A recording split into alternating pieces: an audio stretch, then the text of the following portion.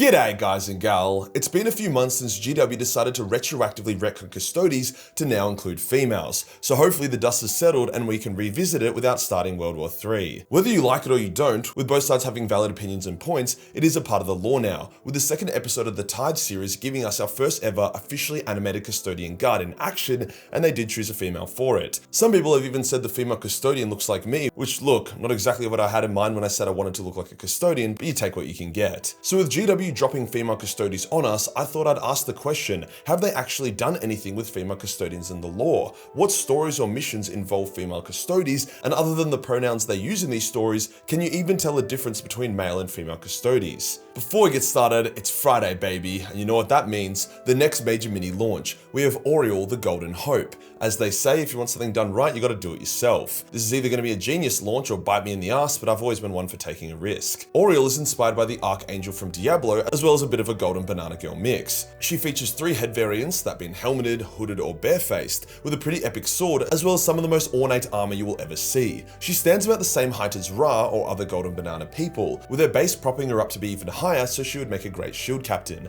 I wanted to make a distinctly feminine golden warrior, while also making her appear powerful, not just a sexualized girl boss. This adds another to the golden warrior lineup, which also includes Kitten, Ra, Shadow Warden, and the Golden Dreamer, with more on the way. All of these models, as well as dozens more, including Space Elves, Chaotic Legions, and other Xeno forces, are available now at majorminis.com.au. Shipping is only $10 worldwide or free if you spend over $75. Today we'll go over every instance in the lore that features female Custodians to help determine if they're just a diversity checkbox or if they have actually added something extra to Custodian lore, as well as discuss a bit more about their introduction now that the dust has settled a bit. Let's get into it.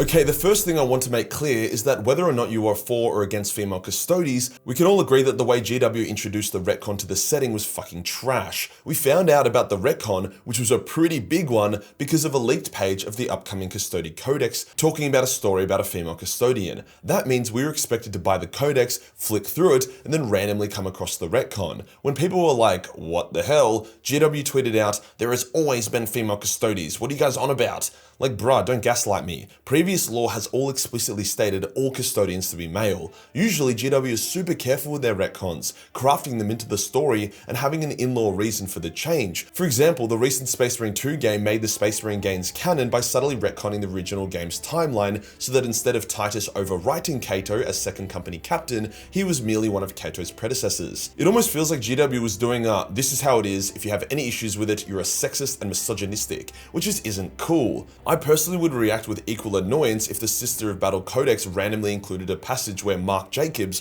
the brother superior of our martyred lady, was introduced without any context, except for a Twitter post telling everyone that there has always been men in the Sisters of Battle. What GW should have done, which I think we can all agree on even if you don't want female Custodes, is that they should have released a female Custodian shield captain model, female Custodian artwork, and then even a female Custodian animation. Maybe a duel between an Exalted Bloodletter and a Custodian, where the demon knocks off the Custodian's helmet to reveal it to be female as the Custodian then slays it. That at least would be dope, and it would have made it clear that GW had put time, money, and thought into it. It was just done so insultingly lazily. Now sure, they did make an animated Custodian a female in the Tithes video, which is good that they're putting some effort in there, but it's a bit too little too late. The damage was done. But hey, my job isn't to dwell on GW's mistakes, otherwise I wouldn't have time for anything else. Let's jump into the lore of female Custodians. The first instance which kicked this all off was during the Blood Games. A female Custodian came up with a wildly dangerous idea of teleporting a world-ending bomb into the throne room itself. She took command of a loyal ship, swore them all to secrecy, and made the ship travel above the Imperial Palace, where she would have a direct teleportation line into the throne room. Now obviously she wasn't going to blow up the Emperor, but the warhead was armed and functional. It does seem extremely dangerous, however it would also require a detonation command, a command she would not give but could have given.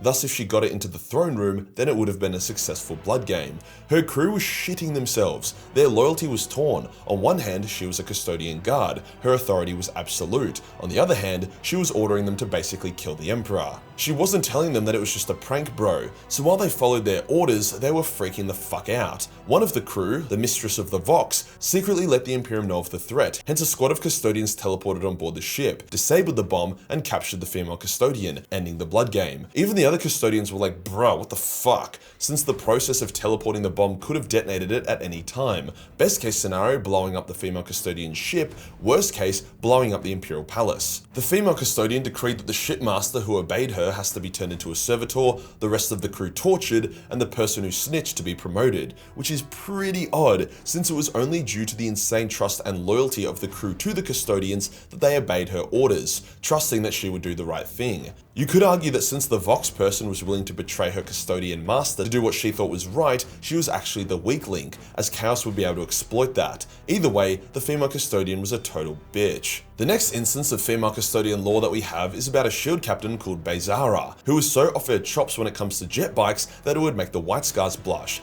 Basically, she and her company of emissaries Imperatus, those Custodes who can speak with the Emperor in their dreams, attack enemy worlds on jet bikes from the atmosphere instead of landing on the world first. So basically, their ships hit the upper atmosphere and then deploys them thousands of meters in the air. They then fly down right on top of the enemy, performing insane decapitation shock strikes against enemy forces.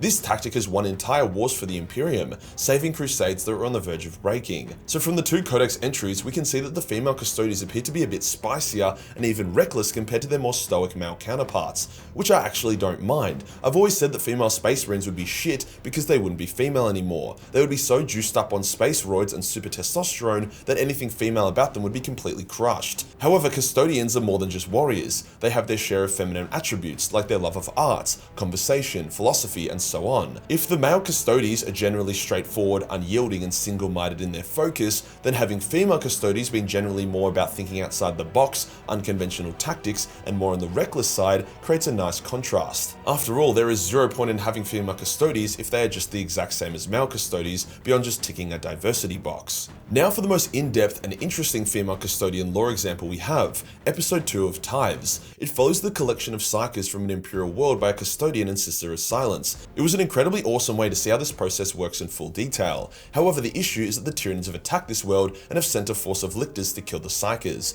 either to tactically deny them to the Imperium, or to add their spicy biomass to the hive mind, or just wrong place, wrong time sort of thing. It shows how worlds keep psychers tame while they wait for the black ships to arrive, as there can't be Sisters of Silence on every world. This world uses a blank female to suppress the psychers and keep them from going weird. Although she is a blank female, she is not a Sister of Silence, as Sisters are hyper elite warriors and have undergone subtle but advanced genetic modification to improve their strength, speed, blankness, and so on. The episode does accurately display a Custodian's attitude to duty versus that of a Space Marines. They are there to collect the psychers and then bring them back to Terra, either to feed them to the Golden Throne or train them to become useful to the Imperium. So despite the world being attacked by Tyranids, the Custodian is quite literally not my problem, dude. The actual standout of the episode though was the Sister of Silence, her badass fighting, the way she calmly overpowers a psycher's powerful outburst, or the way she bluntly tells the truth about how fucked the world is, with the Custodian being happy that no one understands Sister of Silence language. To be fair, the Custodian is also awesome, fighting with control, power, and speed. And quite lore accurately, she is also a bitch. She summons the chapter master of the White Templars who are defending the world to her, before telling him that it is the will of the Emperor that they abandon the world and then blow it up to prevent the Tyranids from taking its biomass, creating a firebreak around the solar system. She very clearly makes it clear that her authority is not to be questioned. She does not request or ask, she orders. The Space Marines reluctantly obey.